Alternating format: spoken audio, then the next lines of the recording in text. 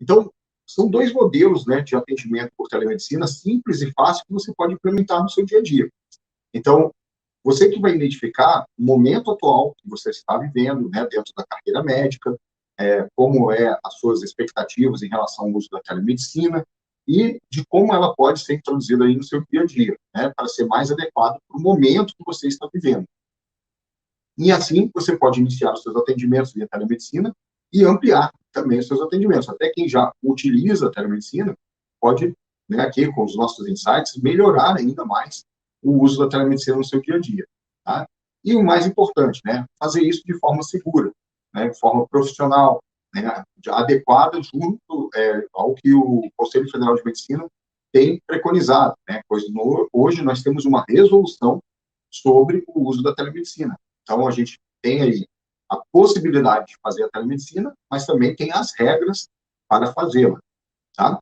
E eu percebi na minha prática, e também de alguns colegas médicos e dos meus alunos do curso de formação de telemedicina na prática, que existem dois modelos de atendimento via telemedicina. Um modelo do consultório híbrido, associado também ao home office, e o 100% online, né, que você pode ficar atendendo, por exemplo, em home office, né? Você não precisa ter uma estrutura física para fazer seus atendimentos. Você pode utilizar a telemedicina para atender pacientes, sejam eles particulares, sejam eles pacientes também de uma empresa ou operadora de saúde, tá? Então, esses são os dois modelos, né? O consultório híbrido, onde você tem o consultório presencial, uma clínica onde você atua, atende presencialmente e você introduz a telemedicina no seu dia a dia como uma ferramenta, por exemplo, para retornos. É uma ferramenta que você pode estar utilizando no seu dia a dia. E o 100% online, que é para quem não quer montar a estrutura, aí vai ter que buscar um posicionamento digital para fazer seus atendimentos particulares ou atender para empresas de telemedicina, certo? Até na live passada, uma pessoa me perguntou, né, só que já estava no final da live, eu vi ali uma pergunta, mas acabou passando ali, né, sobre a questão dos plantões de telemedicina. Existem, né, empresas que têm um sistema tipo de plantão, onde as pessoas vão entrando, né, numa agenda ou numa fila de ordem de atendimento e, de outro lado, os médicos atendem, seja por ordem de chamada ou também por horário marcado, tá? Então, tem empresas que remuneram também o médico, que nem um plantão, né, no hospital, por hora, né? Então, a pessoa vai cumprir uma determinada carga horária, recebe por hora. Outras empresas pagam por atendimento, tá? Então, você vai ver qual que se adequa melhor à sua realidade. E tem quem, como eu, utiliza no consultório híbrido, né, no consultório particular, o uso da telemedicina. E você vai utilizar ela no seu dia a dia. Agora, eu vou falar um pouco mais sobre cada um dos métodos e mostrar alguns exemplos, né, de colegas médicos que já utilizam a telemedicina na prática. Inclusive, deixo aqui uma saudação especial aqui para o nosso colega cardiologista de Brasília, o Dr. Rubens, que está sempre conosco acompanhando. Ele é um médico que tem utilizado a telemedicina também, né, Dr. Rubens? Obrigado por acompanhar aí a nossa live.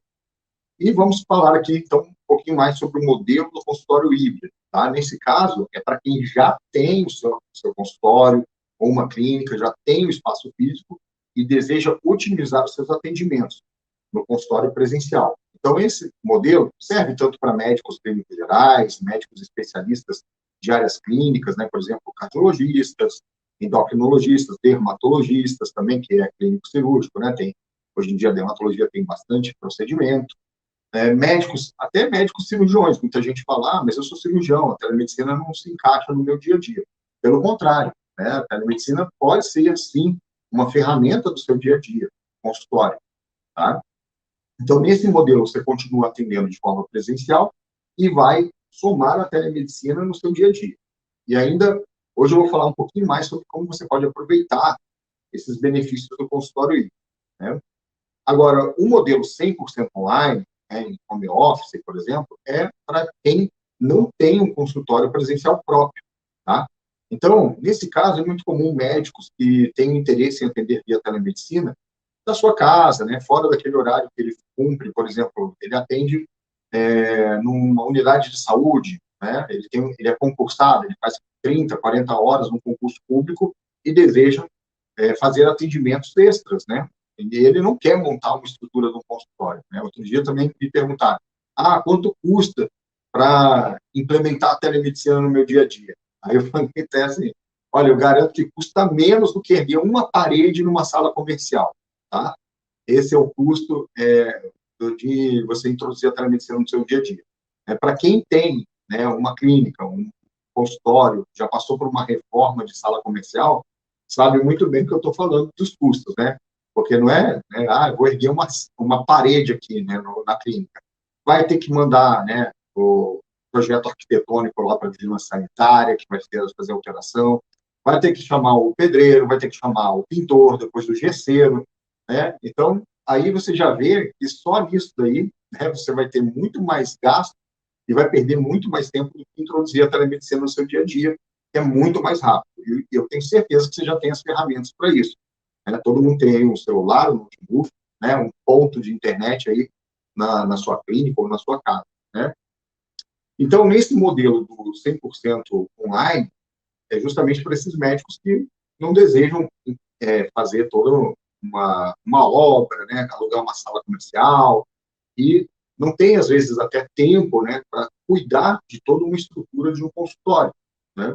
Então, ele é uma boa opção. Médicos que querem também trabalhar com coworking, né, então, utilizar um espaço de uma clínica por hora, né, e aí usar e pagar quando utilizar, né, e aí pode fazer seus atendimentos prioritariamente por telemedicina e quando precisar utilizar o espaço físico. Médicos, né, como eu falei, que têm vínculos, né, de concurso ou vínculo empregatício e não querem montar um consultório. Médicos que fazem plantões em hospitais, UPA, e querem fazer seus atendimentos também particulares. Recém-formados, né, que também estão aí no momento que não vão investir, né, numa estrutura toda de uma clínica, de um consultório, estão fazendo a sua especialização, são residentes, então podem estar atendendo por telemedicina. Eu sempre falo também para os recém-formados, né, porque eu sou professor de semiologia, então eu pego um pouco nisso daí.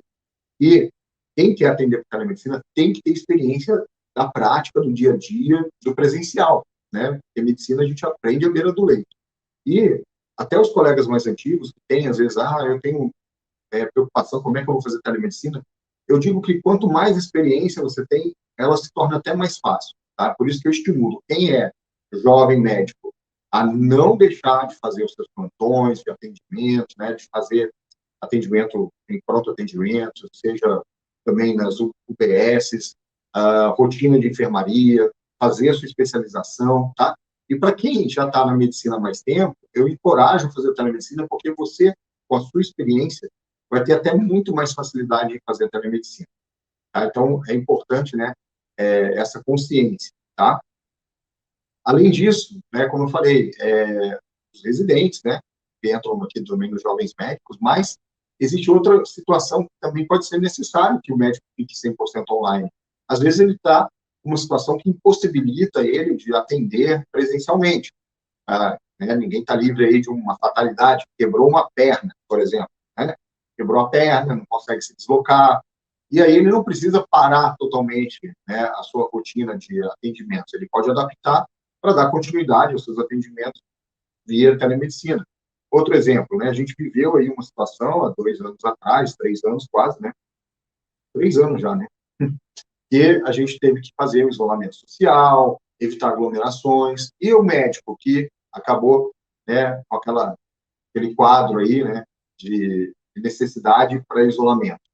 Aí ele teve que deixar de atender os seus pacientes, né, não podia ir no consultório, naquela época era 10, 15 dias, às vezes, de isolamento, e aí? Ficou, né, sem renda por um período, e também os seus pacientes ficaram sem atendimento. E aí, muitos até, naquele momento que precisavam de atendimento e não tinha atendimento, migraram para outro colega médico, tá? Então, a telemedicina pode te ajudar nesses momentos que você vai precisar de um afastamento, seja ele, né, por alguns dias ou por mais tempo, tá? Médicos também que querem, né, ficar mais tempo com a família, com seus filhos, né? Esse é o meu caso. Eu gosto muito de telemedicina porque eu gosto de estar mais tempo em casa, com a minha família, né? E a telemedicina me dá essa oportunidade.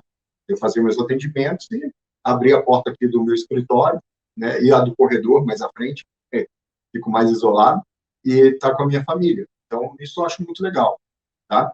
E lembrando também desses casos, né, de de colegas médicos que precisam, às vezes, se afastar, no caso das mulheres, né, que estão aí no final da gestação, por exemplo, ou no período de licença maternidade, que vão ter, às vezes, mais dificuldade de ficar mais tempo fora de casa, e aí a telemedicina pode ser muito útil para dar continuidade ao acompanhamento dos seus pacientes, né? E não ficar afastada, né, 100% do contato com os pacientes, porque, como eu falei, né, se o paciente precisa do atendimento e ele não consegue com você, ele não vai ficar sem atendimento, ele vai procurar quem faça esse atendimento, tá? E hoje eu tenho visto também que alguns pacientes, eles vêm procurando a telemedicina.